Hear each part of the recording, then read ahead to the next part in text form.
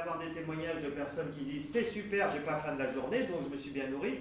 Non, t'as pas faim de la journée parce que c'est indigeste, c'est pas parce que tu es bien nourri. Et puis tu en as d'autres qui disent mais je suis mal toute la journée parce que ça me reste sur l'estomac. Hein. Donc selon les individus.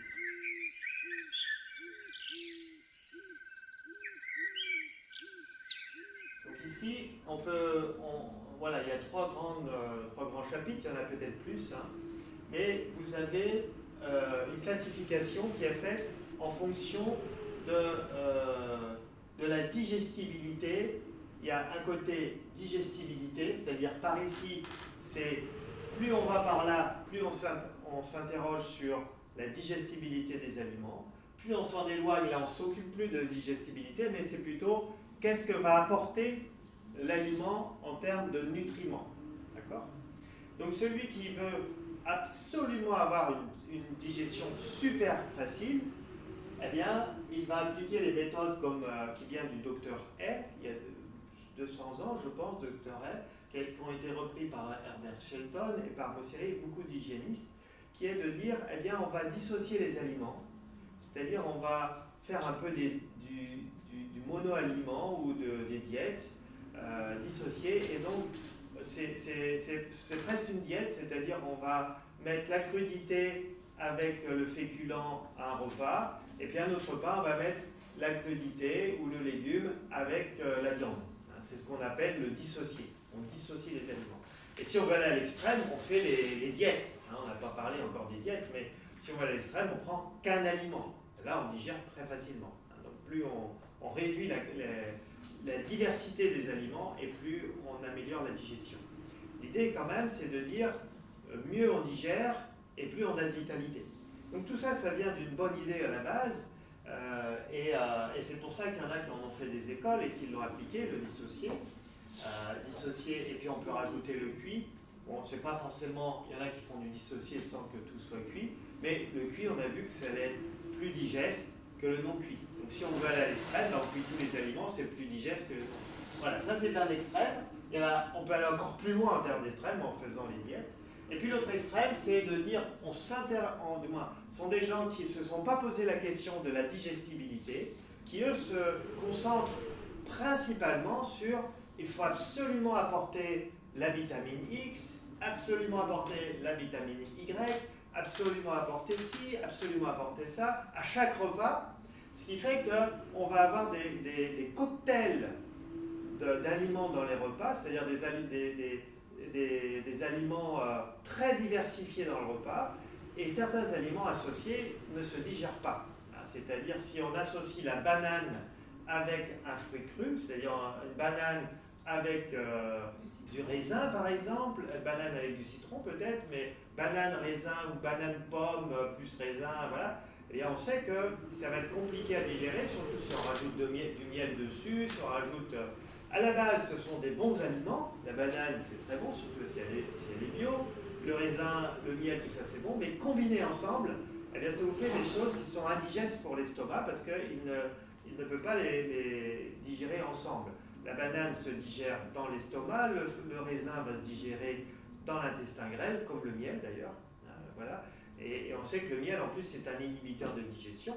Donc, on arrive à des propositions alimentaires qui sont basées sur des théories, en fait, basées sur une théorie de combiner beaucoup d'aliments ensemble, mais après, on arrive sur des choses indigestes.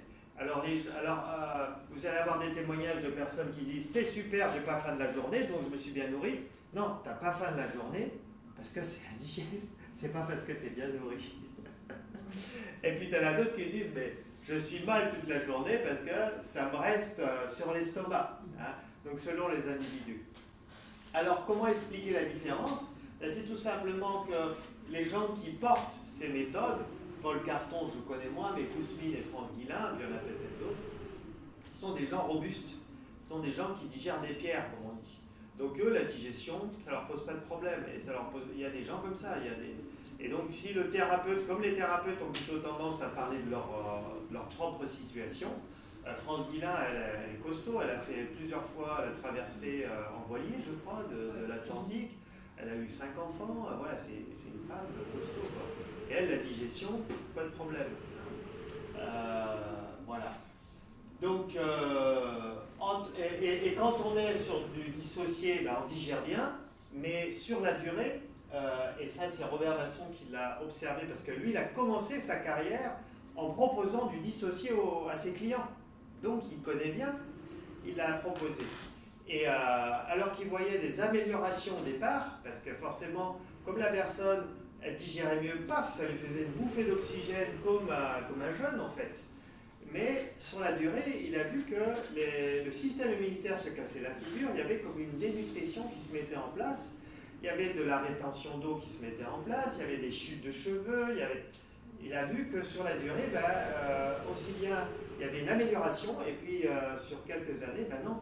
Donc il s'est dit, il y a un problème. Après, il a pu se l'expliquer, mais un peu quelques années après, à travers des recherches qui ont été faites, et en fait, c'est un dérèglement qui se passe au niveau de la néoglucogénèse. C'est un concept assez compliqué que moi-même je ne comprends pas vraiment, mais qui, au résultat, ça crée un manque d'insuline et un excès de glucagon, et ce qui fait que chez certaines personnes, ça va créer des retentions d'eau, des gonflements, des retentions d'eau.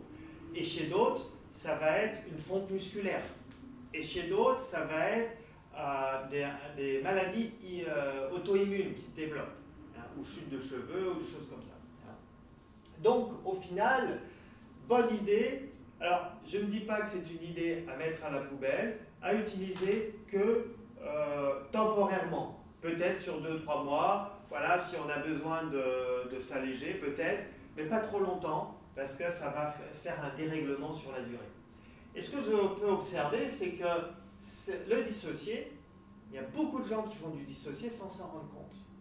Moi, j'en faisais.